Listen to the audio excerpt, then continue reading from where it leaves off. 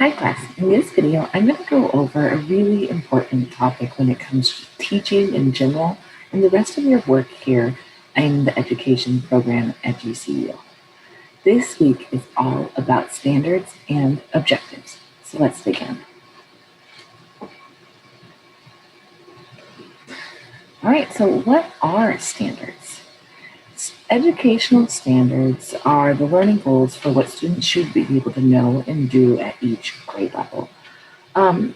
Each state decides what their standards are going to be at the state level. And so, as you can see in this graphic here, some states have adopted Common Core, which is a very common standard out there, as most of you probably know. And then other states have chosen to not adopt Common Core and they use their own standards. So when you're looking for your standards, you're going to want to go to your state department website and look for your academic standards. And that's going to be very important this week that you go and find your standards. If you are in one of the states in this graphic that are green, you can use Common Core standards, or you can go to your state department as well. I know in Arizona, we use Common Core essentially, but we named them something else, and we also slapped in a couple of changes here and there. For example, in first grade, we added in the money standard. In seventh grade, we moved up a statistics standard to eighth grade. We just have minor revisions here and there, but essentially our standards are Common Core. You'll also find that every state has a set of standards for each subject, and in those documents, you might find all of the grades grouped together in elementary or high school, or you might find separate documents. So it's very different for each state. But we'll go into what a standard looks like in upcoming slides. It's important to note that standards are not curriculum. So standards are what we teach, and then the curriculum are how students will learn. And so when I think about what we teach is, we're providing equity to all students. Like, for example, in Arizona, all students will learn these things. And that's what we're saying when the State Department of Education comes out with the standard documents. They're, streamlining what are the topics that students need to learn in every single grade, in every single subject. Now, curriculum is how the students will learn. And so a curriculum is often the materials that we use to teach, or the things that we use to determine how we're going to teach these standards. All right, so how are the standards organized? So we start with the standards being organized by grade level. In some subject areas like PE or music, you'll find grade level bands, but that's the highest level of standard organization. At each grade level, you'll find that there are different standards for each subject. For the purposes of keeping this lecture simple and not too long, I'm just going to talk about reading and math. But there are obviously standards in all subject areas. There is a national science standard, which is called the NGSS standards, or the Next Generation Science Standards. Not as many states have adopted that. And then there is no national social studies standard. And so every state has their own social studies standards.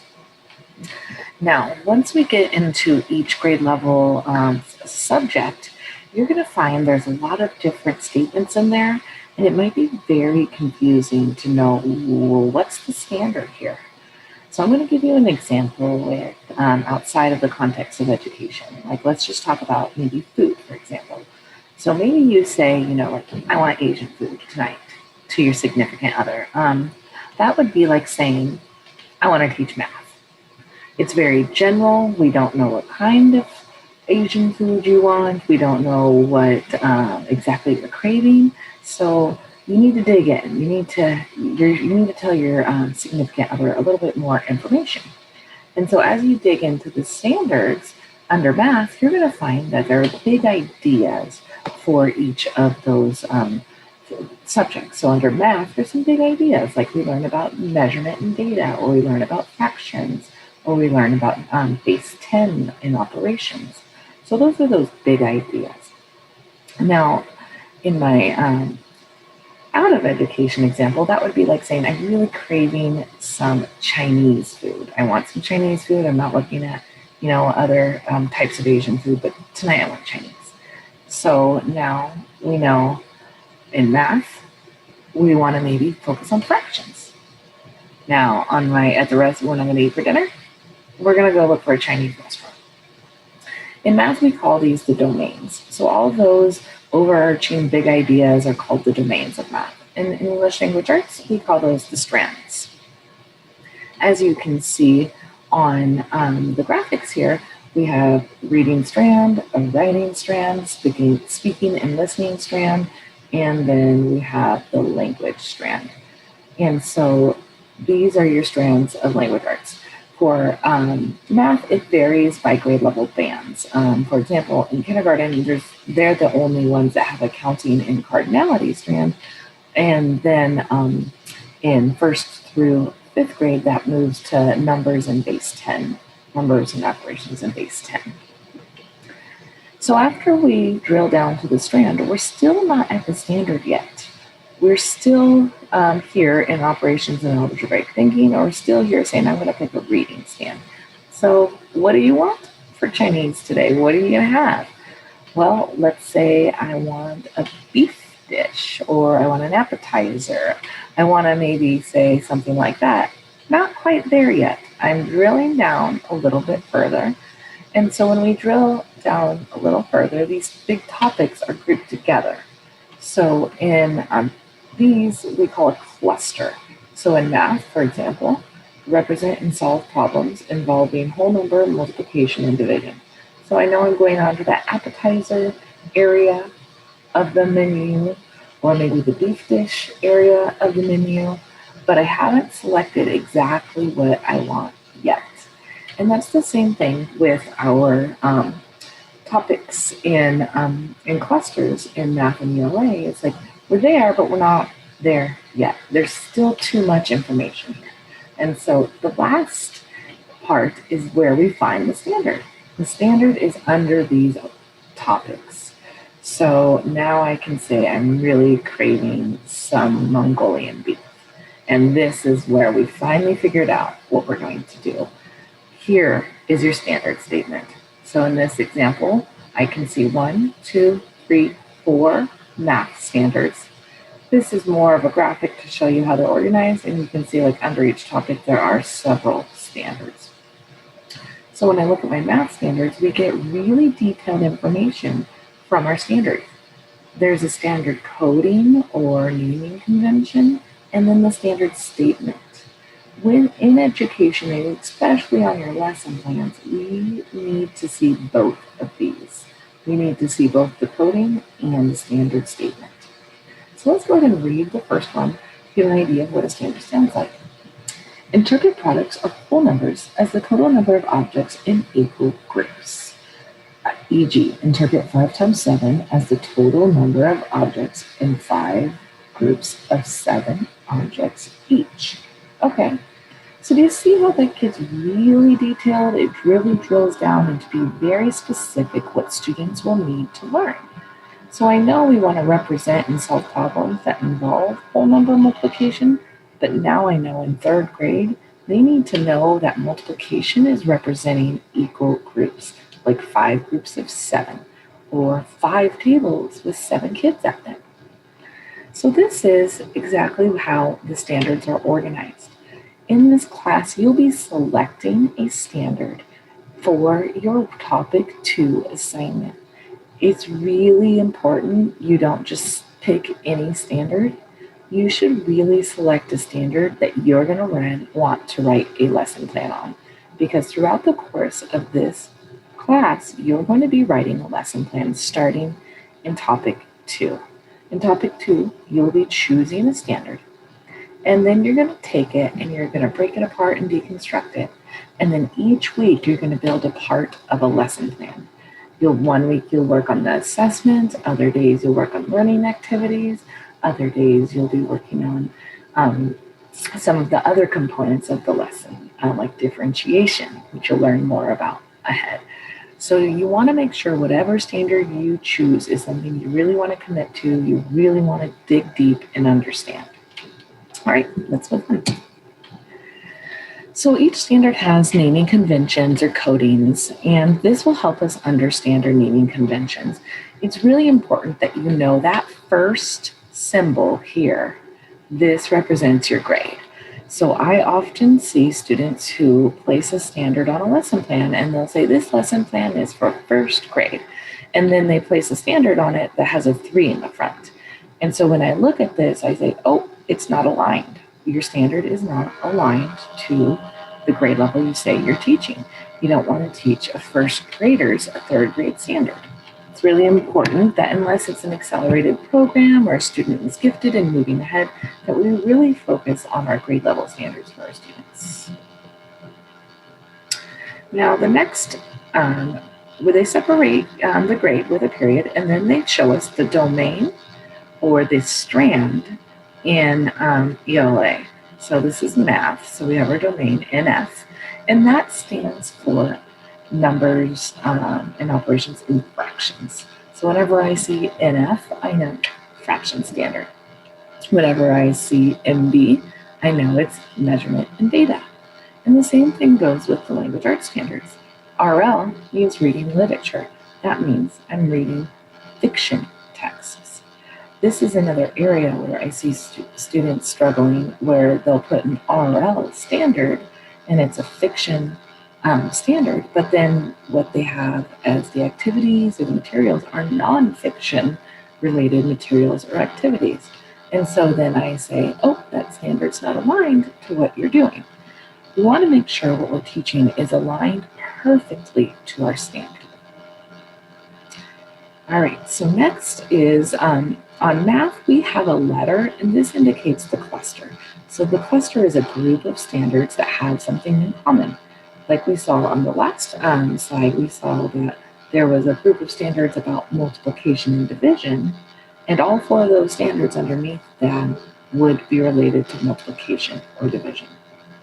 Finally is the standard number. In each cluster, they'll have a standard number, and often it goes 1, 2, 3, 4, and just starts over again when we're in a new cluster. Now, in English language arts, they don't include the cluster. They just say 5 RL3, so they don't end up having renumbering starting. The RL standards just go 1 through 5 or 1 through 8 or whatever, however many standards are in that strand or in that cluster. Okay, let's keep moving. So it's really important that you understand your standards. Teachers engage in a lot of work with getting to know their standards. Some standards are fairly straightforward. They really are just like students will use equal groups, like I just read you. Other standards are harder to understand, and they're packed full of information. So one way you can get to know your standards is to use some resources that are out there. These books, the Common Core Mathematics Companion, can be found on Amazon.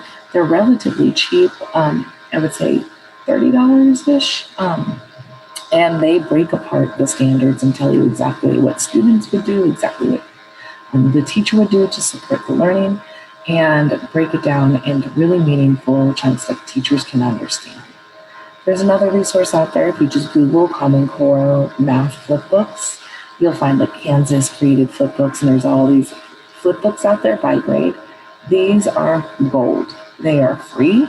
All you have to do is Google that. Usually the first hit will give you the flipbooks, and you just choose your grade, and then you scroll to find your standard, and you read all about that standard, what it means, common misconceptions students might have, etc. So I highly recommend that you use those for math as well. And finally, a lot of teachers overlook some of the front matter in their curriculum, but there are a lot of planning and professional development pages in your curriculum that help you understand your standards. It's important that you do understand your standards, otherwise your teaching is not going to be focused.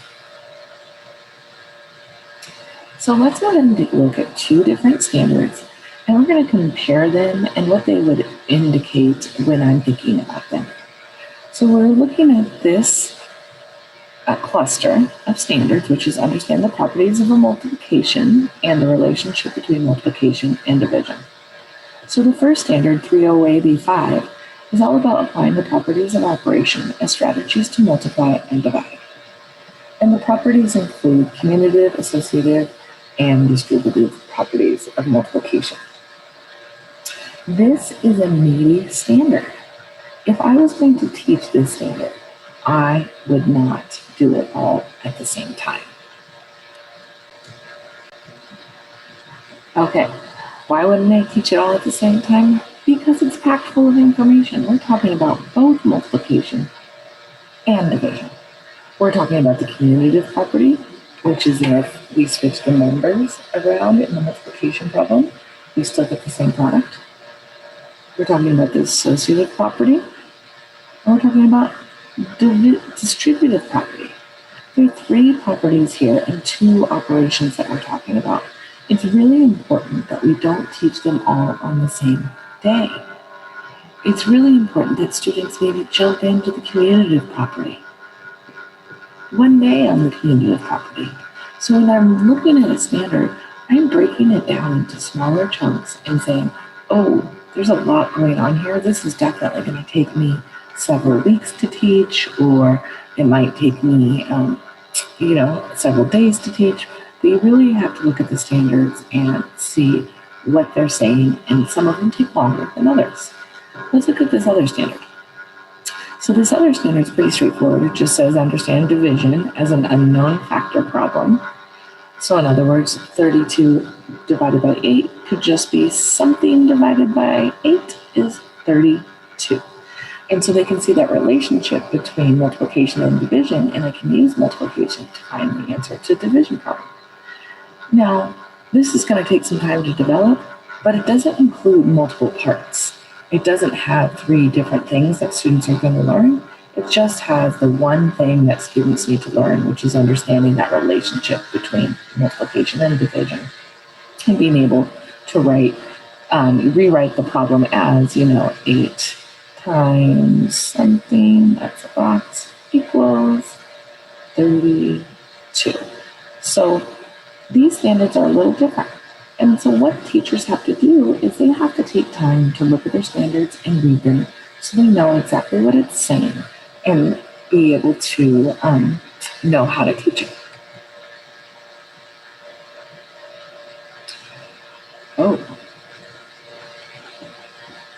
my annotations are still there. Hold on, let me pause and I'll delete them. Okay, so unpacking the standards is a process that all teachers should go through to help them understand the standards and what they mean. Teachers often engage in this in professional learning communities, and they're sometimes called deconstructing the standards, but even teachers in practice do it. So starting now while you're learning about your standards and learning about lesson plan makes it a really beneficial experience that you can get in the habit of doing. So in this process of unpacking standards, you analyze that standard to identify exactly what it's asking the student to be able to know, understand, and do. And that's what this week's assignment is all about.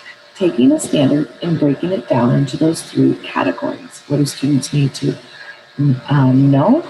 So what are those topics that they need to know? What do they need to understand? So let me give you an example to know before I move on to understand. So what they need to know that multiplication and division are related. What do they need to understand is the big idea around that topic. So the big idea is you can take your division problem, make it into a multiplication problem, like a model, to determine the answer. You can use that relationship to be able to find out the answer. So that's that big idea. And then what do they need to be able to do is like those verbs. So students need to be able to solve division problems using that relationship with multiplication. So you have to break it down into those three categories. It's kind of hard. Teachers do this in collaborative teams and they still struggle. So if you're struggling with this and this assignment, go to those standard resources as I mentioned to you. Go to those Common Core flip books. I'll post some in the forum. I'll make sure to post in the forum some of these resources you can use to unpack your standards. So by unpacking the standard, you have clarity, and then you can begin designing a sequence of lessons around the standard. So now that I have clarity about the standard and exactly what it means, now I can go, okay, how am I going to teach it? So standards aren't taught in one day. You have to break them down into meaningful chunks and determine the best sequence to teach them. And so this week is all about being able to do that. Now I want to give an important note here while curriculums do this. So my district uses GoMath. It already does this for me. It already broke the standard down and broke it into meaningful chunks and meaningful days. So why do my teachers still break down the standards? Because if you don't, then you really don't understand what you're teaching. You really don't understand what you need to focus on. When I read that standard about division needing to have showing the relationship between division and multiplication, I understood whatever I have as materials, I really need to focus students' attention on flipping this division problem to a multiplication problem so they can see that it is the relationship, and I can use the same strategies I use to multiply to find the answer. The only difference is I know I have 8 groups of something, I just don't know how many are each group. I have 8 groups, I just need to figure out how much goes in 8 groups, but I know I have 32 in all. So I'll just put 8 in each group till I figure out how much is in each group, and I can use that same strategy I already used to multiply to be able to find the answer to the division problem. Multiply. Okay. So if you don't do this, your curriculum, you're going to open that book and you're going to be like, okay, we're going to do this. And you're not going to focus your teaching on the right areas. You might just be going, oh, you got the right answer. Oh, that's not how you do it. And showing them how to divide. But the standard is all about the relationship. So when you know that, you can make professional decisions around your teaching and have teacher clarity so you do not confuse students.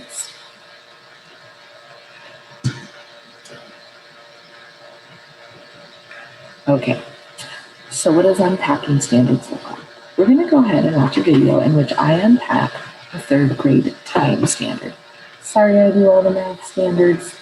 I'm a math specialist, so that's just where I tend to like to apply my expertise. Hi students, this video is going to show you how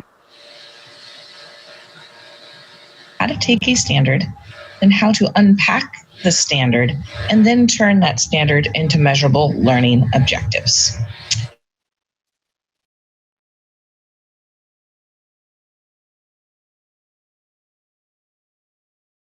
Here we go.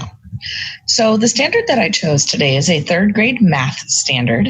By looking at this standard, you can see it's a 3rd grade math standard because of the coding that it has. The 3 stands for 3rd grade. MD is the mathematics domain called measurement and data.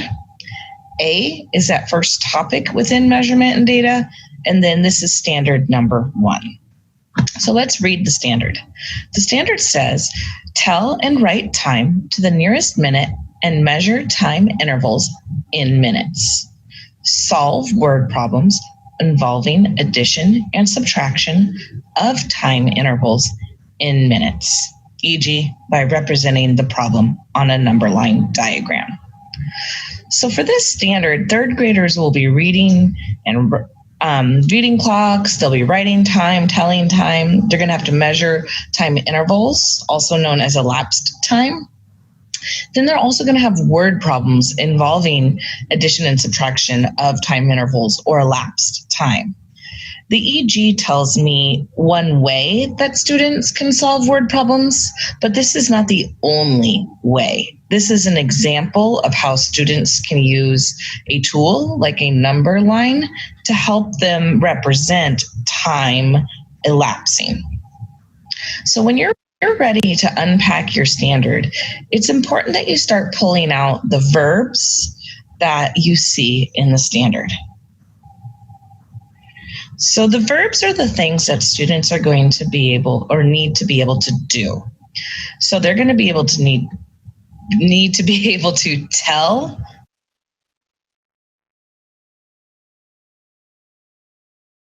time, and write time. They're going to be needing to measure time intervals, and they're also going to be needing to solve. So these verbs helps us understand what students need to do. Next, look at your nouns. So the nouns we have are time, time intervals, and word problems. So these are the topics that students are going to need to know when working through this standard. Finally, we need to know what students need to understand. This understand often is the context in which students will be working or the content limits. In third grade, students are doing this to the nearest minute. In second grade, they do this to the nearest 5 minutes. And in first grade, they're telling and writing time to the nearest half hour. So those details are really important when unpacking a standard. So you can see that my content limits or my context for the standard is to the nearest minute. The time intervals will be in minutes, and my addition and subtraction or my word problems will be involving addition and subtraction of time intervals in minutes. All really important things to think about when you're unpacking a standard. Once you've looked at all of those components, it's time to start breaking that standard into smaller chunks. So here's how I've unwrapped all of those parts. First thing that students have to do is tell time to the nearest minute. The next thing they'll have to do is write time to the nearest minute. Then they'll need to measure time intervals in minutes. And finally, solve word problems involving the addition and subtraction of time intervals in minutes. As I sequenced this unwrapping of the standards, I thought about what would happen, what would be the easiest skills and the first skills I would want students to develop. And then I moved into the more complex skills. So you can see telling time and writing time are my easier skills, where word problems are my more rigorous and more challenging skills for students. After you've broken your standard down and unwrapped it into smaller parts, it's time to start writing your objectives. So let's look at the objectives that I came up with in relation to each of these parts of the standard. Standards are very dense. They take days, weeks to develop. So as you see me reveal my objective, be thinking about how long would it take you to teach each of these things. All right, so first we're going to start here. Tell time to the nearest minute. I have two objectives that are coming from this part of the standard. Here we go. Students will tell time to the nearest minute by reading digital clocks. So one thing that it didn't tell me in the standard was this idea of digital and analog. But my background knowledge of clocks, I know that there's two ways to read time. And so I've broken this standard into daily learning objective. So students would be reading digital clocks. The next one is students will tell time to the nearest minute by reading analog clocks. These two objectives are very similar. These two objectives are very similar, and they could be taught in the same day, and they could be developed over a couple days. The next one is wait write time to the nearest minute. So students will need to write time to the nearest minute by correctly placing the hour and minute on a digital clock. And my second objective is students will write time to the nearest minute by correctly placing the hour and minute hand on an analog clock. So again, I thought about both things that students are going to need to be able to do with writing time. And these two could be taught together if I wanted, or they could be taught separately. When I think about my objectives, do you notice how each of them say students? This is telling me who my audience is. Next, you'll notice I use a verb. See how those verbs are connected to the verbs within the standard? For these two objectives on writing time, the verb I use is writing. On the last two, where I had students telling time, the verb I used was to tell. Notice how I have some of those context or content limits placed within my objective, such as reading to the nearest minute. And then I also tell you how they're going to do it. That word by is really important. By reading digital clocks, by reading analog clocks. This is what students will have to do. This is how I'm going to measure my students' mastery of these. If they can correctly place those hands onto the analog clock, that's measurable. I can observe it and I can see if students are able to do it. Let's go on to the next objectives.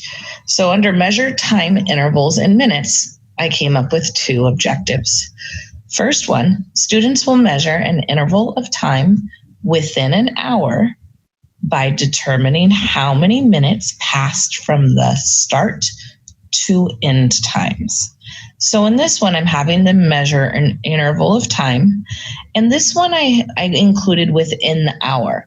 Because of my understanding of elapsed time, I know it's easier if I'm speaking within the same hour. For example, I started my math homework at 8 o'clock and I finished my math homework at 8:30. In that example, that's in the same hour, and it's easier for a child to calculate how many minutes have passed by. When we look at the next objective, you'll see that the rigor increases, and I have it just a little harder because we're going to now have time in where our hours change. So students will measure an interval of time across hours. So for example, I started my math homework at 8:45 and I finished my math homework at 9:15. So this is still a time interval that only involves minutes, but it crosses an hour. It crosses from 8 o'clock to 9 o'clock. This is harder for students to figure out how many minutes passed. And that's why I broke this part of the standard into two separate objectives. This first one, I might teach in one day. The second one, I might spend 2 days developing how to figure it out when we cross hours. For our last topic in the Standard Unwrapped, students are solving word problems involving the addition and subtraction of time intervals in minutes. And so my first objective is students will solve word problems involving the addition of time by representing events on a number line. So you can see my audience is there, the students. We know what they will be doing. Our verb is they're going to solve. We know they need to know word problems that involve addition of time, and how they're going to do it in my example tells us they're going to represent it on a number line that's measurable. I'll be able to look at a student's number line and see exactly if they are able to represent the addition of time on that number line and solve the word problem using that tool. The last objective connected to this topic is exactly the same, except for it says involving the subtraction of time. It's a lot for kids to learn a new skill like elapsed time and time intervals, you don't want to mix addition and subtraction on the same day that they're learning this new skill. So I've separated it out into 2 days. Now, when I'm teaching, I might do a third day where I mix them together.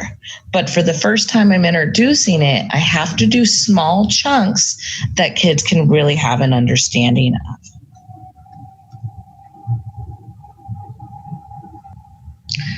Developing this skill of being able to take a standard, unwrapping it into smaller pieces, and writing objectives that are measurable for daily instruction is really an art of lesson planning. It's so important that you develop this skill. It's going to lead to more focused instruction.